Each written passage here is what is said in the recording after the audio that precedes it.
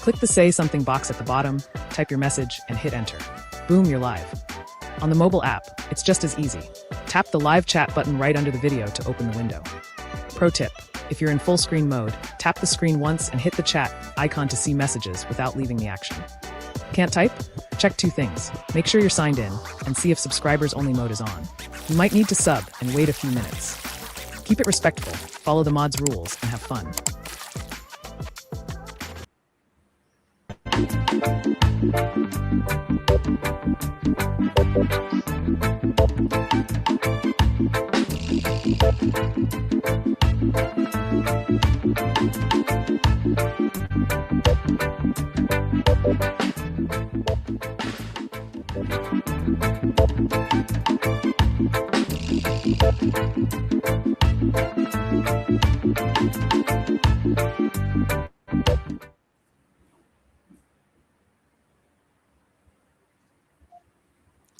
Good day. Wow. Good day. It is one of those cruel dividing lines in Jamaica, setting off the majority of have-nots against the minority who have pensions. And then again, some who have regret that they did not set up supplemental plans or other investments to undergird the senior years of their lives. The issue is not new to Frankly Speaking Podcast, but we still have to ask, how did we get to this place where the vast majority of workers have no pension to look forward to? And why are some pensioners near starvation? We have some new voices exploring pensions, an issue that an aging society needs to grapple with. Well, joining us today, we are expecting, we were confirmed, Tisha Clark Griffiths, President of the Civil Service Association of Jamaica. She will be giving us the perspectives on the pension for public sector workers. And I should clarify that we're not dealing with NIS pensions today, specifically. That's going to be a different show. But we're still waiting on Mrs. Tisha Clark Griffiths. We have been trying to get her. Joshua's been trying to reach her, and we have not been reaching her in the last few minutes. We have with us President of the Pensions Industry Association of Jamaica, PIAJ, this is Tanya Goff. And we have a financial analyst from BPM Financials, Grace McLean, who has been so helpful to these podcasts in recent times. But before we join them, let's say a special welcome to all of you joining us this afternoon. Welcome to the regular panelists, Desmond Richards and Winnie Anderson Brown. We encourage you, our viewers and listeners, to subscribe to the Frankly Speaking Podcast channel if you haven't done so yet. And remember, we invite your comments and questions during the show in the space provided on the YouTube channel, as outlined earlier. But let's start with the lady we have from the private pensions side of things, Mrs. Tanya Goff. Mrs. Goff, am I correct to say that most Jamaicans don't have a pension to look forward to? Well, yes, pension coverage currently is very low. When you consider workers in the private sector, as well as workers who are in the government workers who are part of the public sector pension scheme. And we have to now consider workers in the tourism sector, the tourism workers pension plan. When you collate all of that, when you aggregate all those 3 sectors, there you probably come up to about 18% of workers being in private sector pension arrangements. So this is outside of NIS, where the numbers are about 50% of workers. But we all know that the NIS pension is not sufficient to provide for you during your retirement years. That's a diplomatic way of putting it here, Mrs. Goff. When you consider that people are living 2 to 3 decades in retirement after their formal working life. And so when you look at the private sector pensions, you're looking at about 18% coverage. Wow. Now the private sector, how many private sector pension groups or companies we have that take pension? So we have on record, I'm trying to remember FSC's latest quarterly report, but I think we have on record maybe 800 plans on the register at the Financial Services Commission, but more than half of them are in a wind up or liquidating state. So we have a little under 400, I think, active plans consisting of retirement schemes, which could be retirement schemes and employer-sponsored pension arrangements. Grace McLean, you have spoken to us about these pension arrangements before. Must people trust the pension system that they will deliver the pensions in time when we are ready? The private pensions we're talking about now. Must they be able to trust those pension companies, those active plans that Mrs. Goff was talking about a while ago? Yes, based on my experience and understanding, I have not had any complaints at all concerning the private pension in terms of payouts. They don't have the long wait as with the government pension. Once they reach the age of retirement and they apply for their pension, quite soon after that, they are able to get their funds. We have a very early comment, Franklin, and that is from George's 1892. Says it is about 19% of population with a pension plan. Okay, that's all right. 18, 19, 20 in that region. Yes, we understand. Yes. So I wanted to go back to Ms. Goff now. Ms. Goff, is there a typical average private pension plan now? I'm not sure I'm following. When you say average, what do you mean? Okay, but in other words, the amounts, the percentage put forward by the private companies and by the so what our Income Tax Act says is that an employer is able to contribute on your behalf. If you have an employer-sponsored pension plan, the employer is able to put up to 10% of your earnings in that pension plan. So let us use, Grace Kennedy. Let me not use any particular pension arrangement. So ABC Limited could have a pension plan. Yes. And if it's a defined contribution pension plan, which is the more popular of the plans now, we can talk about the differences between defined contribution and defined benefit. But it's a typical defined contribution pension plan. The Income Tax Act says the employer can put up to 10% of your earnings on your behalf, make a contribution up to 10%. And then you, as the employee, as the member of the plan, you can also contribute up to 10% of your earnings. So that's an aggregate of 20%. But the Act goes on to say that in circumstances where the employer does not put up to 10%, so let's say 5% or 8%, you can contribute the difference, provided total does not exceed 20. So if your employer is only putting 5, you can put your 10 and an additional 5 because the employer has not put the entire 10. So that's generally what you find. Most plans are what you call the typical DC plan is what you call a 5 and 5, where the employer is putting 5, the employee is also putting 5%, and then some employees are increasingly making voluntary contributions, not necessarily up to the 20%, but a little bit more than just the 5. And so that is important. What we try, and I know Grace is in this space. I know she regularly will be encouraging members of pension plans who are her clients to contribute the maximum of 20% as much as you can. So whatever your employer is putting is great, but you contribute the additional amount necessary to get you to an aggregate total of 20% of your earnings. All right, and then I have to put you on the spot now. Why are so few private companies involved with providing pension plans? Why is the number so low? 18% of you're pointing out there, 18 to 20% is the number of people covered by pension plans. Why is it that the 80? Why is 80? Why is Before it that she answers, Frankly, why so many of the others are not? Other companies are not in there. Why we don't have 60%, 80%? That's what I'm asking. Well, so remember, the 18% is not the 80% of companies. It's 18% of the total working population, right? Of the total, But okay. companies, Yeah. but employers, it's an expense, right? So employers have to tabulate and make a determination as to what their remuneration package is going to look like.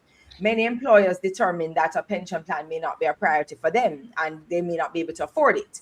Because setting up a pension plan, it's more than just the contributions that you make. It's actually operating the plan. It's everything involved in, the expenses involved in running the plan. An employer may say, I don't want to have that responsibility. Many of the expenses of a plan are paid from the fund, but an employer does take on obligations as well when a plan is set up. What you find is that there are many employers who are winding up their pension plans or deciding that they are going to provide some kind of retirement arrangement, but they're going to do it through an approved retirement scheme. So that's one of you. That's like, the Guardian Smart Retirement Scheme, a BPM, Proven, all of them have retirement schemes where the employer can contribute on your behalf, and then you contribute to the retirement scheme. So you don't actually have to set up a plan for yourself. You don't have to set up a plan under your company, but you can just participate in any one of the 13 retirement scheme providers that we have.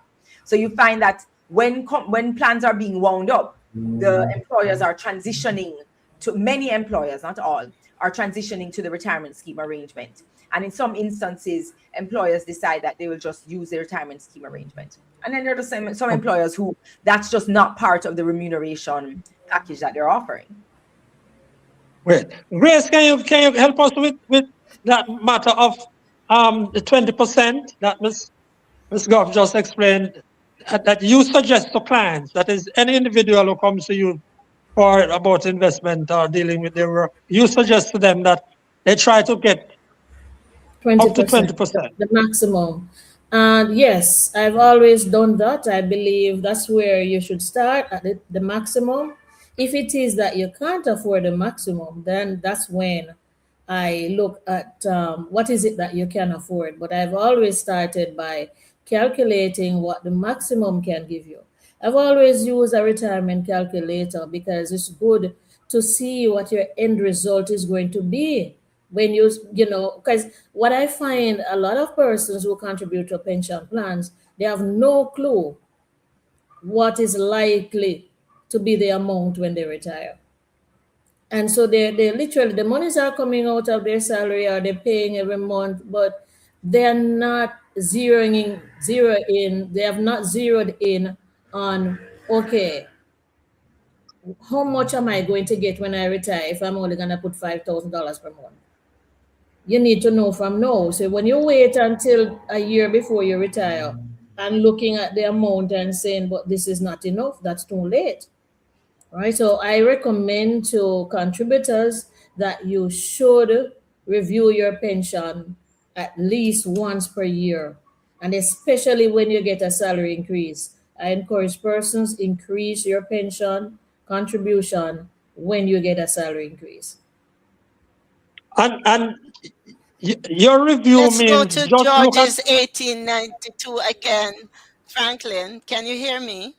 Let's yes, go we can to hear you. Go George's ahead. 1892 again. He has two comments. Most companies not putting more than 5%. And he goes on to say, government needs to make it compulsory once you're employed, even if workers go it alone. All right. Now, I'm to say thanks to him, and I wanted to ask Mrs. Goff that question. Mrs. Goff, do you think we should have compulsory pension schemes? Is that the position of whether you or your organization? Compulsory pension schemes.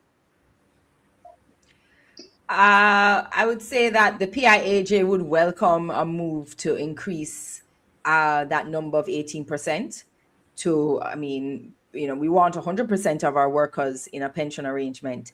That's really, though, requires a political will. It's expensive to compel.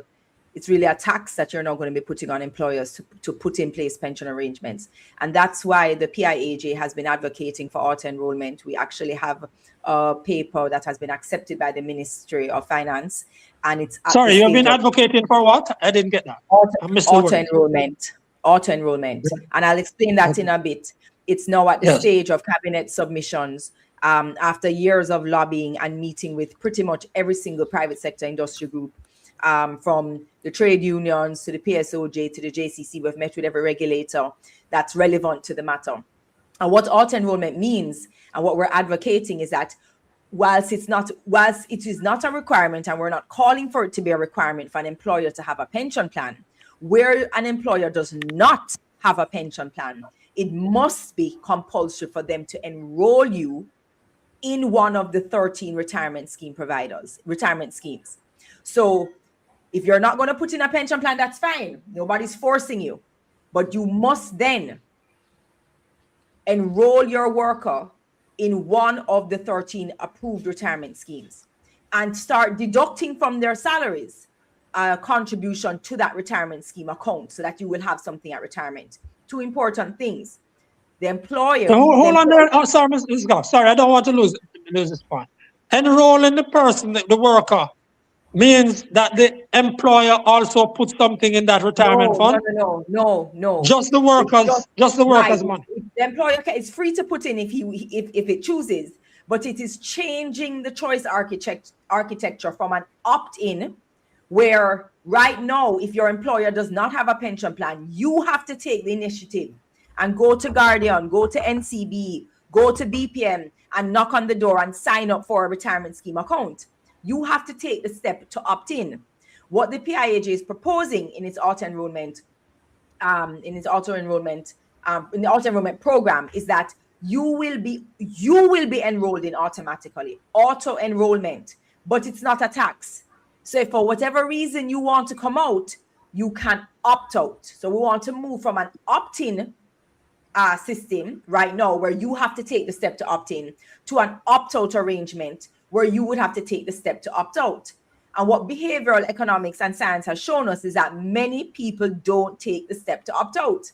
The very kind of state of procrastination and lethargy that operates while you don't get around to signing up for a retirement scheme account where your employer doesn't have a pension, it's the same procrastination that tends to prevail while you don't get around to coming out of the pension plan, coming out of the retirement scheme.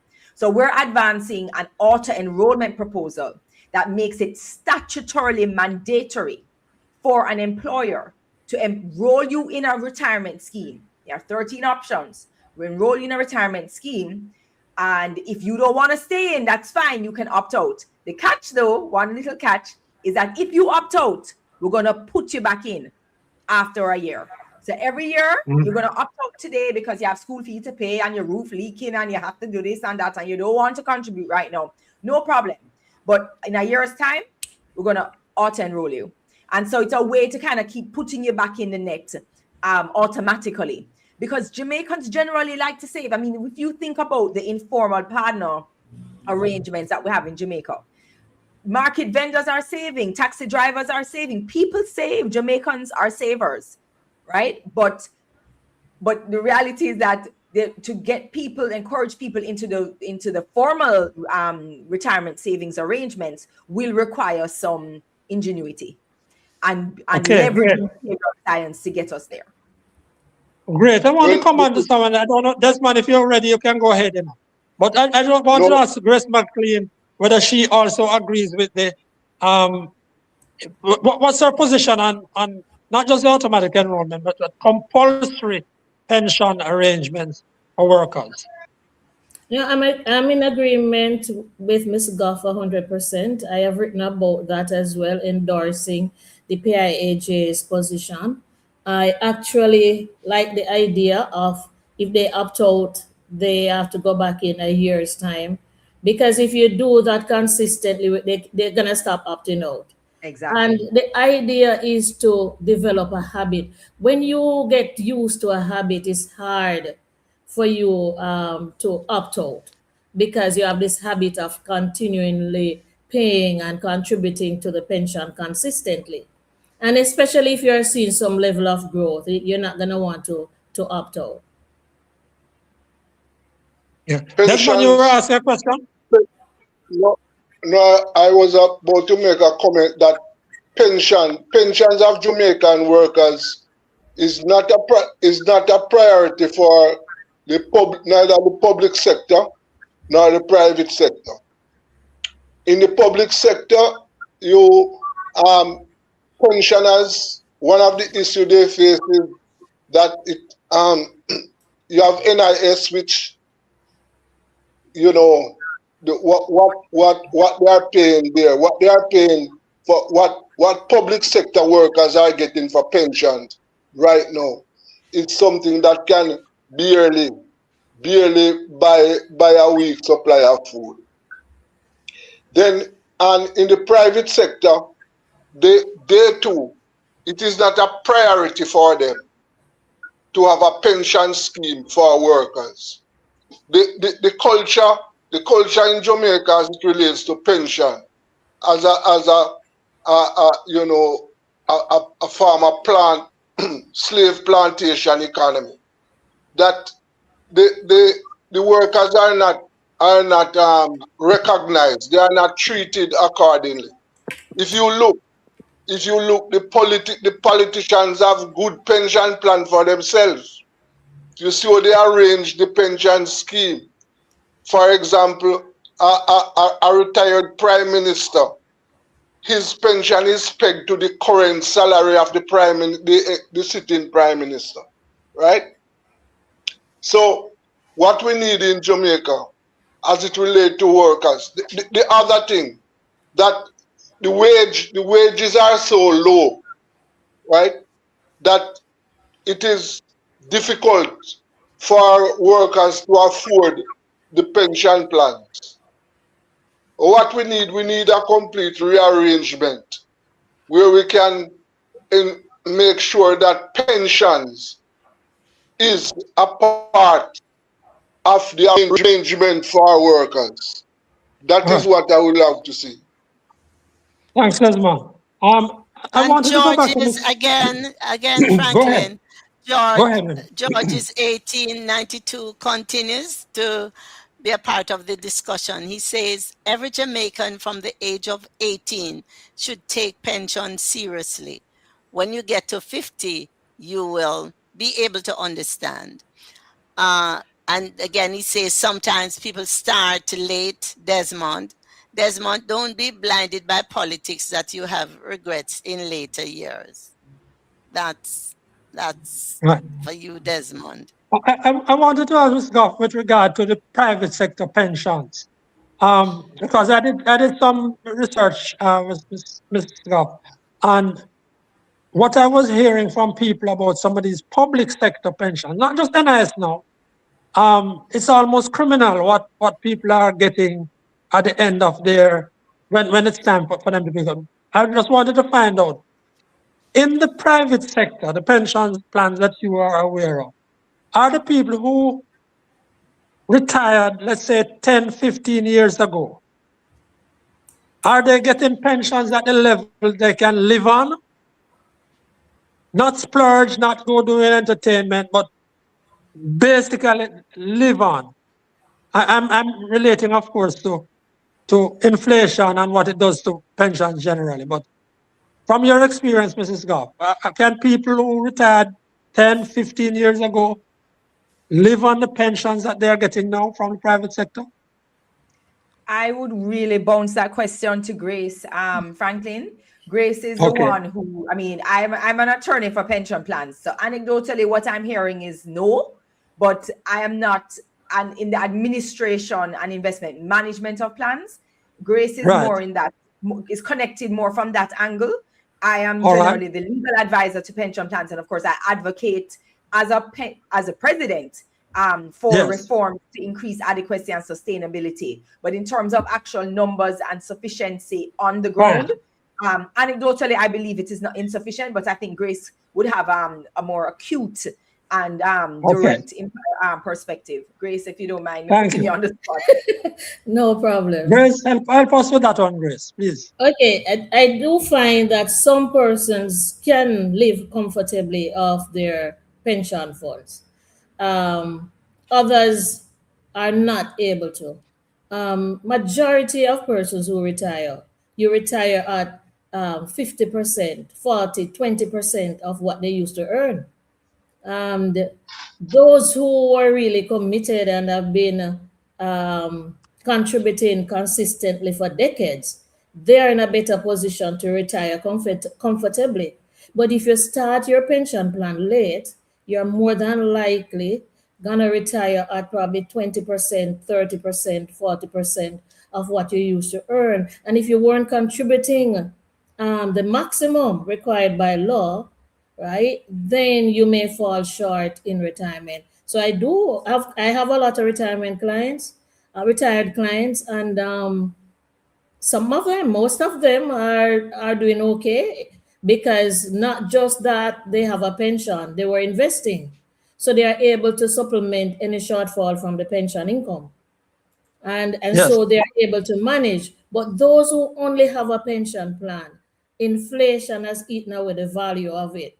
So you find that they're struggling in retirement now. And I'd love you to mention, I think on a previous program you had mentioned that people can walk in and get in their own individual plan. Nothing at work, there's nothing they have at work, but they can get into a plan. And there are a variety of plans. What Mrs. Goff just mentioned, that Jamaicans are savers, they're the partner, there's this, that, and the other. Can you tell us what sort of money would somebody need now, a low-income earner, to get a basic plan, pension plan? So Ms. McKnight. I'm gonna let you know, to open a pension account is at least 2,000 Jamaican dollars, you know. To open the account is at least 2,000 Jamaican dollars at BPM Financial Limited. Minimum is 2,000 Jamaican dollars. And at BPM, we do have clients who are domestic workers. We have farm workers who are pension accounts with us and contributing regularly. Majority of them are And not how much do they need to contribute regularly per week? For example, not just to say I have a pension plan, but to come up with something sensible, 20 years time. So your pension is linked to your salary. So especially for the self-employed, we have to estimate what their salary is. They have to estimate their salary. We have to have some kind of verification that they are in fact working. You know, a bank account where you can see where money is going in regularly, etc. Right? Because you have to be working to have a pension. And as I said before, when I meet with persons, I ask them, when I find out what your salary is, I calculate 20% of your gross salary and then tell you this is a maximum based on your salary that you should contribute to your pension. From there, the person may decide they can't afford. If the maximum is 20,000 per month and they say they can only afford 5,000 per month, then that's what we'd have to start with. But then I also show them what 5,000 per month is going to provide for them in retirement, whether it's 20 years down the road, 30 years down the road, 40 years down the road, depending on when retirement is. So again, persons sometimes just want to put our money aside for retirement without calculating, is it gonna be profitable to me when I retire? Will it be enough? And this is why many persons are retiring without enough money, because they are not contributing according to how they're earning. And sometimes they decide to wait until when they're much older. So I do have persons who will come in at age 50, age 60 to start a pension. And then when you look at the salary, they're not earning a whole lot of money. So when they start with the 20% maximum, it's still not going to be enough. You're looking at a $10,000 per month as pension for some persons. Right? All right. And so I want to go back to, I want to take off again on something that Desmond related earlier and to ask, because Ms. Goff represents the companies, companies more than individuals. No, well, the Pension Industry Association represents, and it's a non-profit lobby association, membership association that has as its membership constitution pension plans. So that would really be trustees of pension plans, investment managers, administrators, advisors to plans. So that would be actuarial firms, law firms. My law firm is a member. And many of the active law firms who practice in pensions, who have large pension law practices. So Miles Fetcher and Gordon, Don Cox, those are all examples. Lival are all examples of firms that have memberships with the PIAJ. All the 13. So your main interest, the PIAJ, the main interest is lobbying for. It's not really lobbying for a strong. Tell me what the main interest would be. Yeah, let me tell you, our mandate is twofold. We kind of have let's say a two-pillar mandate. One is to lobby for legislative and regulatory reforms geared towards improving the adequacy and sustainability of pensions. So we want regulatory reform that liberalizes in a safe way the investment limits so we can have better returns for pensioners at the most appropriate level of risk.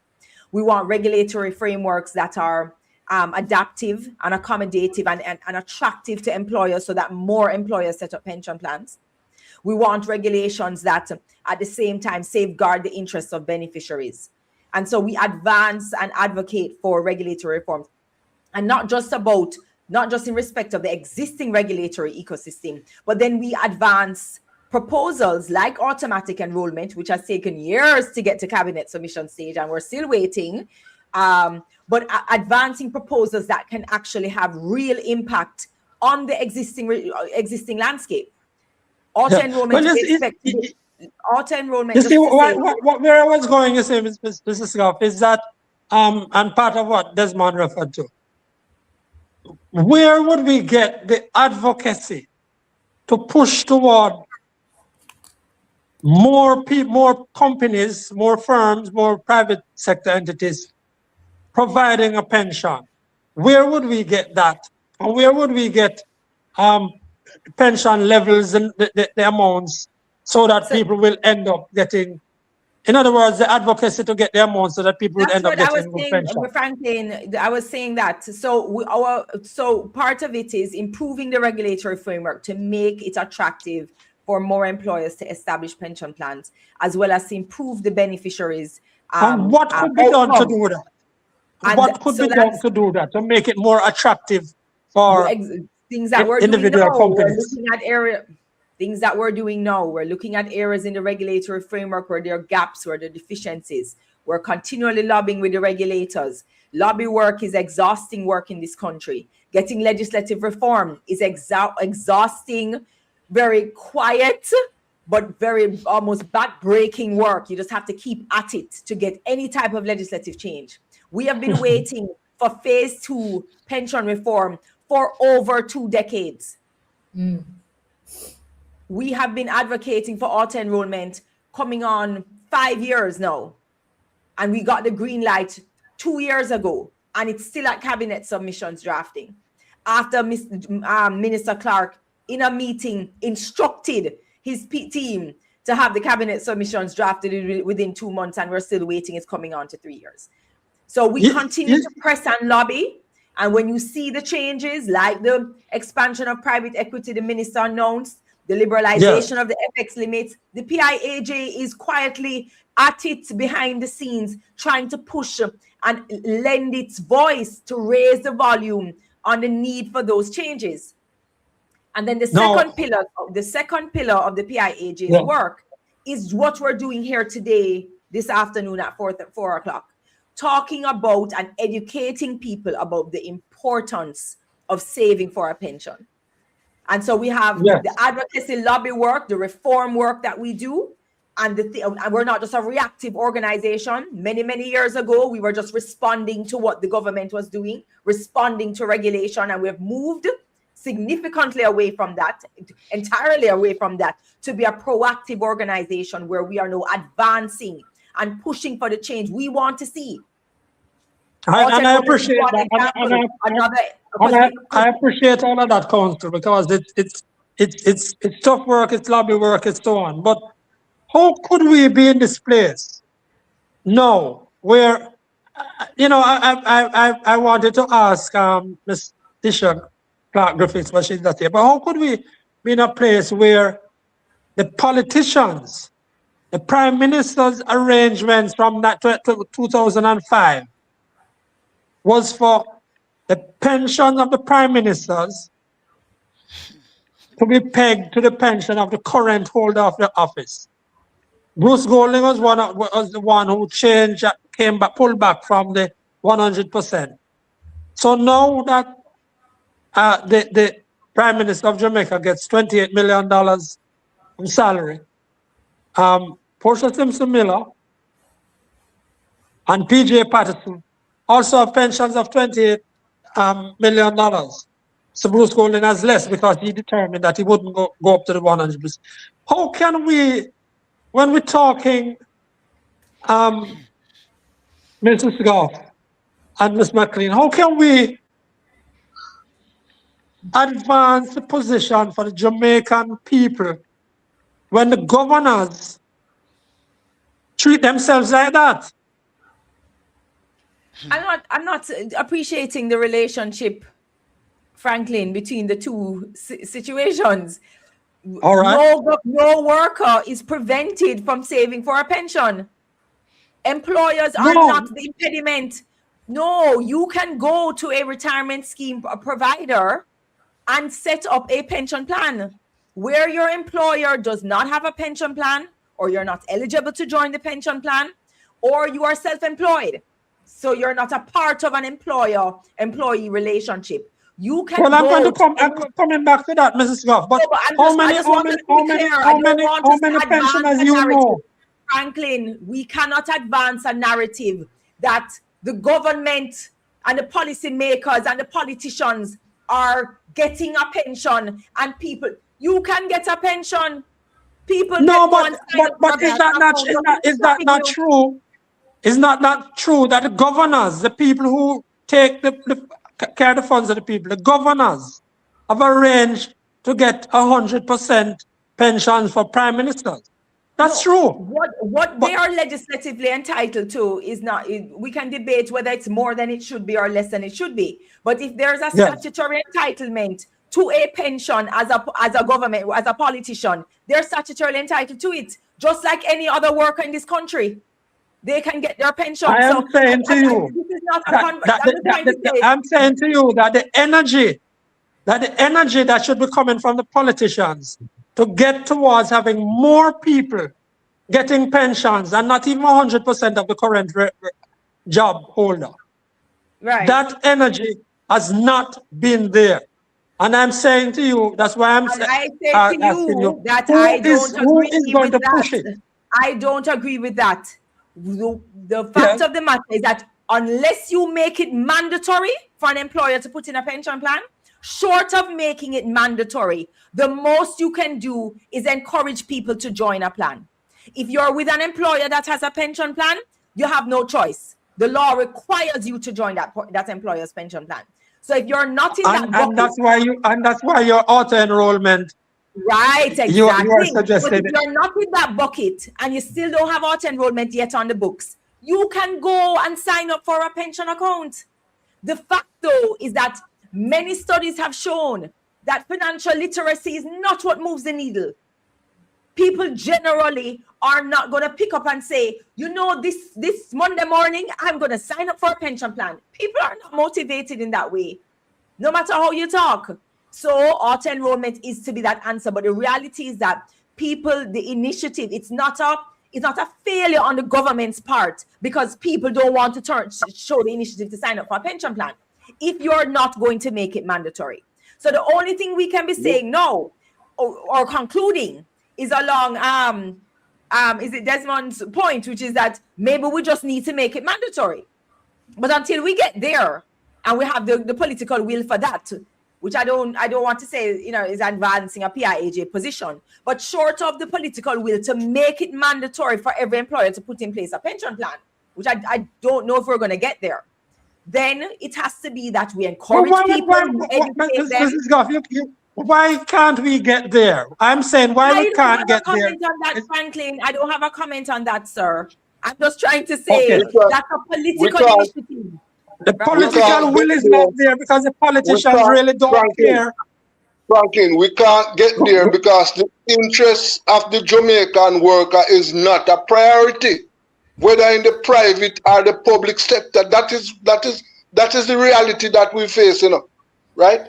No worker in Jamaica, neither in private or public sector, can get a pension near where the politicians are. It's the same thing with the health service. Same thing with the health service. Okay, let's stick to the topic. Let's stick to the topic and go back to George. George is 1892. He says, keep pushing, Mrs. Goff. Let Jamaicans wake up and see the need for everyone to have a pension. And he continues, Mr. McKnight, if you dwell on the PM pension, all you do is discourage people from joining a pension plan. All right. Okay. Why? All right. Why? Frankly. I don't understand why, but never mind. It's important for us to move on. Let me just ask Mrs. Goff. The recent announcement by the finance minister with regard to the funds and the use of the funds. Can you give us the PIAJ's position on that?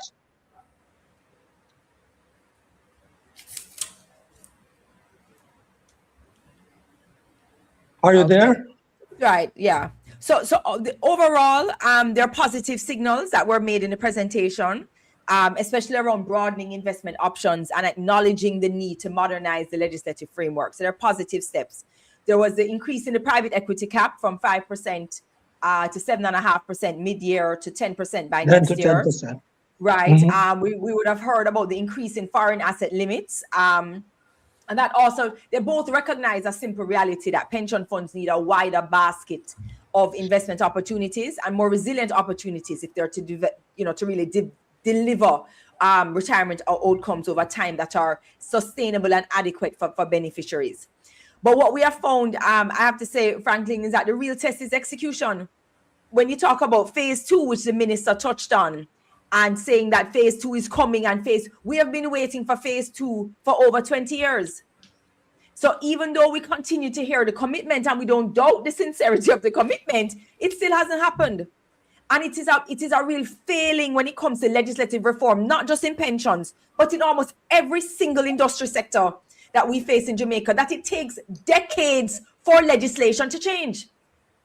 So it's encouraging to hear the commitment again, but pension reform is far too important to be trapped in this legislative delay. And so we want to say that the pace has been unacceptable in our view. The pension landscape has evolved. Demographics have evolved. People are living longer and longer. Investment realities have evolved, and the law has to catch up. Yes, I saw a comment in the papers on the private equity cap and tax, and the writer was saying that it could be a dangerous thing. It could be a dangerous thing moving from 5 to 7.5 or 10%, because some of these equity funds are sort of footloose, and it still requires very careful determination as to where you're going to invest the pensioners' money. What's your feeling on that? I really would encourage people to understand the wider pension ecosystem before they make comments in just kind of isolation. Yes, when you talk about private equity, there are questions about liquidity, etc. But yes, the fact is that the widening is a constructive step, right? I think it recognizes that pension funds are long-term pools of capital, and that with the right safeguards, they should have more scope to invest in productive opportunities. Not every pension plan is the same. And the minister said this. She said, well, we need to move away from a one-size-fits-all type of approach to a more risk-based management and supervision and regulation of pension plans. And so when you think about the fact that not every pension plan is going to be able to participate in private equity. Not every pension plan has an appetite for private equity, but some plans can and some plans do. Every single pension plan must have its own investment policy. So outside of operating within the regulatory framework under the investment regulations, your own pension plan must have a policy framework that's designed and curated and bespoke for your demographics, the value of your plan, the long-term outlook for your plan, the actual assumptions and projections for your plan. Some plans will not have the appetite for private equity. Okay. Some plans will not have the appetite for 10% private equity, but might have the appetite for 8%. And so we're talking about, oh no, private equity, etc. It all has to be contextualized. We need to liberalize the investment opportunities. We must move away from these strict quantitative prescriptive limits and recognize, the FSC has been saying it for years, the minister echoed it in her presentation, we are moving to a risk-based assessment and monitoring of pension plans. And if we're going to do that, then we have to also, in lockstep, liberalize the limits. FX, private equity, bonds, all of it. To recognize that each pension plan must make the investment decisions that give that plan the best returns at the most acceptable level of risk for that plan. Yeah, so you're probable. Okay. Grace, can we come back to you? Mrs. Rock said everybody can go out there and get a pension plan. Remember, you don't have to wait on an employer. You don't have to wait until the auto enrollment comes around either. So Grace, talk to people who are hearing, again, as you had raised it before, that you can go out there and buy and get a pension plan. Do your investment, do your thing. Talk to those people. Talk to people who earn between 20,000 a week and 30,000 a week. I'm going to say two things. Once you start working, and I'm going to speak to those in their 20s now, the moment you start working, you should start planning for your retirement and you should start saving towards your retirement. Because even with small amounts at the early stage over the time of decades, 20, 30, 40 years, compound interest. And I keep saying that we as a people, we do not understand the value of compound interest. We do not understand also that we should seek to invest our money in assets that give you tax-free earnings. And I just don't understand, even your savings account, you're saving, the interest is taxed. But your pension, the interest on your pension is tax-free. And people have not woken up to that reality, that any opportunity to invest your money tax-free, you should take that up. I want to share, because I have a client who is a businessman who has reached the retirement age and went and he collected his pension, he's collecting his pension. And what he said to me is, Grace, I wish I could start another pension plan now. You know the reason he said it? The tax-free earnings over many years and the compounding returns. He was able to take a lump sum from that, and he still has a business that he can put that money in. And he's going to be collecting money every month from BPM, right? But he understood the fact that my money in a pension plan is invested tax-free. So my charge to persons who are listening this afternoon or today is that consider investing your money as much as possible in any instrument that will give you tax-free earnings for decades. The compound interest working in your favor, time and compound interest, is what will give you a good retirement income in the future. So the earlier you start, the better it is. It doesn't matter how small the salary is. If you put aside small amounts now and you start in your 20s, the compounding returns is going to be tremendous down the road, right? And so people have not understood the value of time. And I think that is it. We put off, we say retirement is way down the road. I'm in my 20s, I'm in my 30s. I don't have to start planning yet. And so most people delay until they're in their mid-40s to think about retirement. Right? And remember, go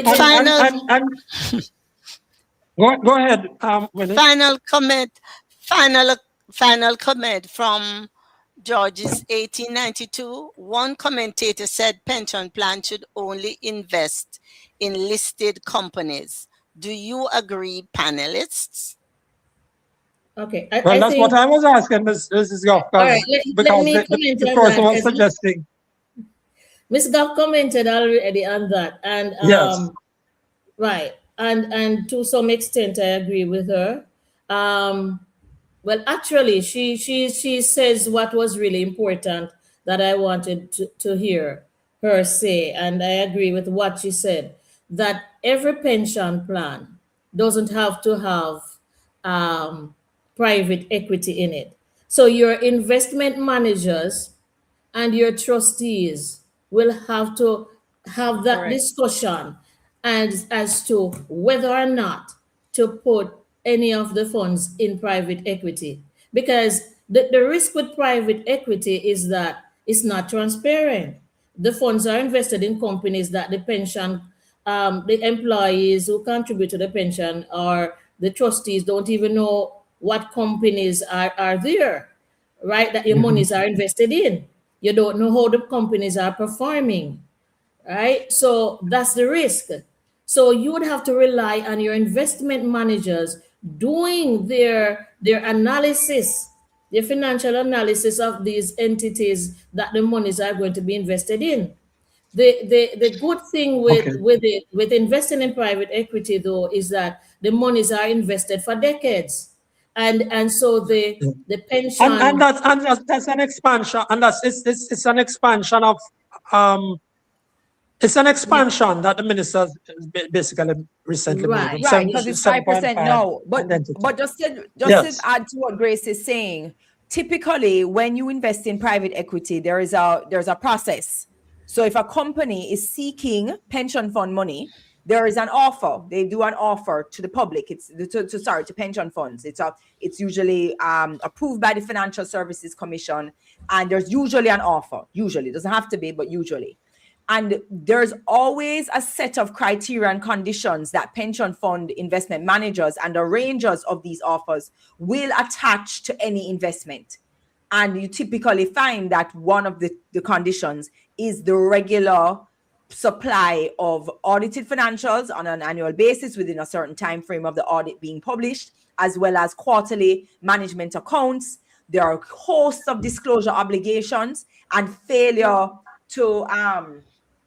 to meet those disclosure obligations results in an obligation to liquidate buy them out essentially. I appreciate it. Yeah, so there are some Highly conditions appreciated. that investment managers don't just invest the money blindly. Yeah. Highly appreciated, Mrs. Goff. We want to thank Mrs. Goff from the PIAJ, president of the PIAJ, for giving us a view of what's happening in the private side of the pension plan. We didn't have Tisha Clark Griffiths, who was going to talk to us about the public sector pensions and the issues there.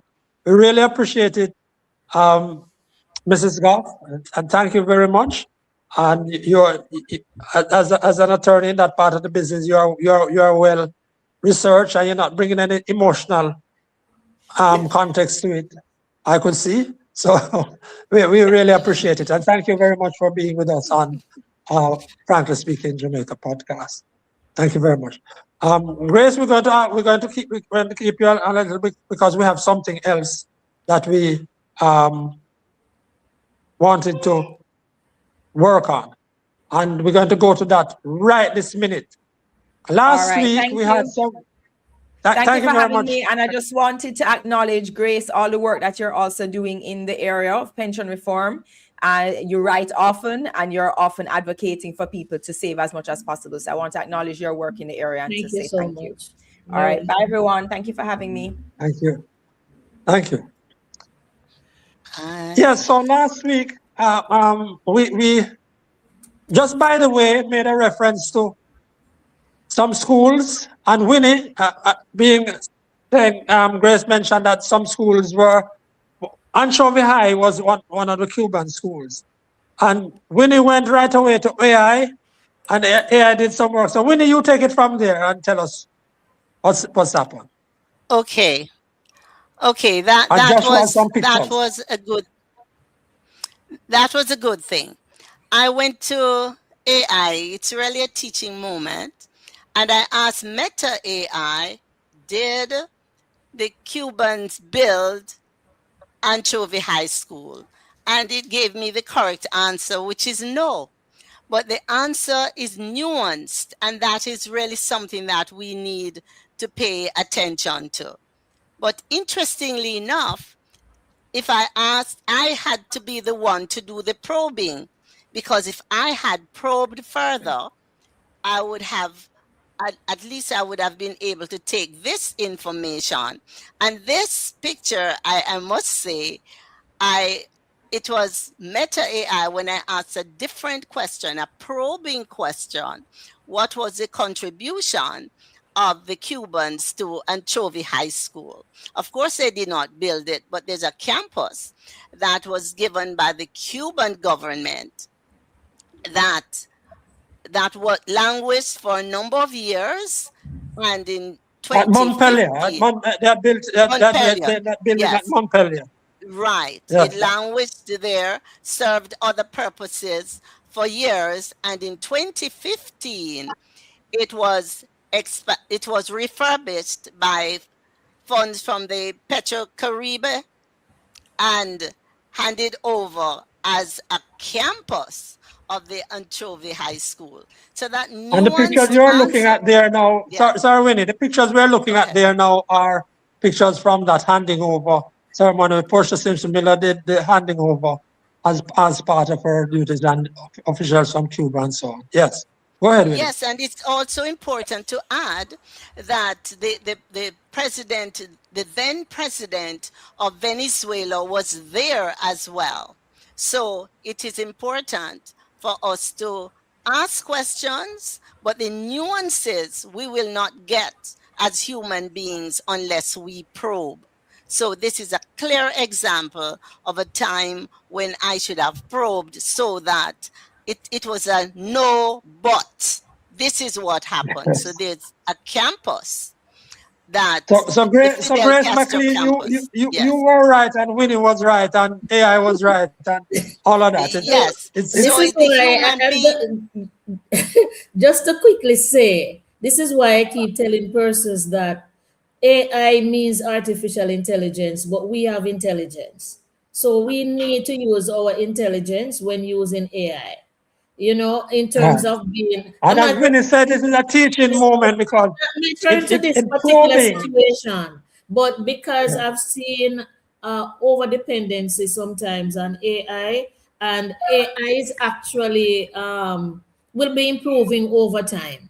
Yeah, we got to move on, Mariska. We're wrapping up because the show is running out. AI is not wrong. It's a human in the room. It's a human being. Special thanks to all our viewers and listeners. Yes. If you haven't yet subscribed to the Frankly Speaking Jamaica podcast, please do so. Just click that button. Remember, you can watch this program at your convenience at any time on YouTube.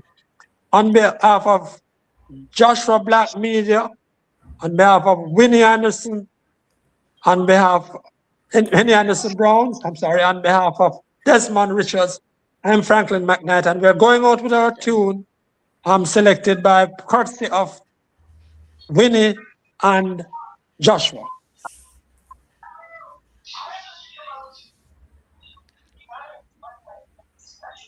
Is our song running? No, not yet.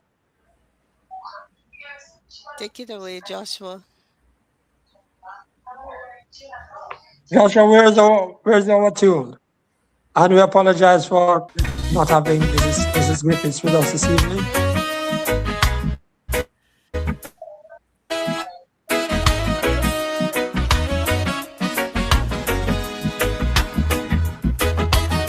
The lights go up, the mics are lit. We're feeling that energy, that Sunday drive. Whether you're here while the clock is ticking or catching the replay, the plot is thickening. From the very first word to the final thought, you're the reason for every battle we fought. Oh, to our zealots, the ones who stay, and our viewers watching from miles away. If you live in the chat or on a late night screen, you're the heartbeat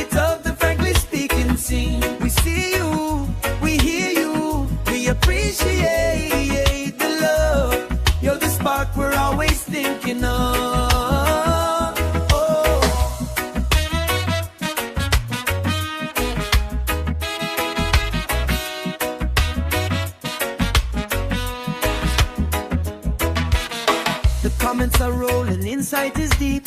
Even on the replays while the rest of us sleep. You keep the conversation moving along. Growing this family, making us strong. Real talk, real people every single week. Giving a voice to the truths that we see. Don't let the fire fade, don't walk away. We've got so much more that we want to say. Your loyalty is the fuel in our tank, and for every minute it's you we thank. To our listeners, the ones who stay, and our viewers watching from miles away. If you live in the chat or on a late night screen, you're the heartbeat of the Frankly Speaking scene. We see you, we hear you, we appreciate the love. You're the spark we're always thinking of. Yeah. Keep watching, keep listening, keep being in you. We'll be right back here with something brand new. Hey, mark your calendars, don't be late. Next week's episode is gonna be great. Be sure to come back, we'll see you then. And frankly speaking, until we meet again.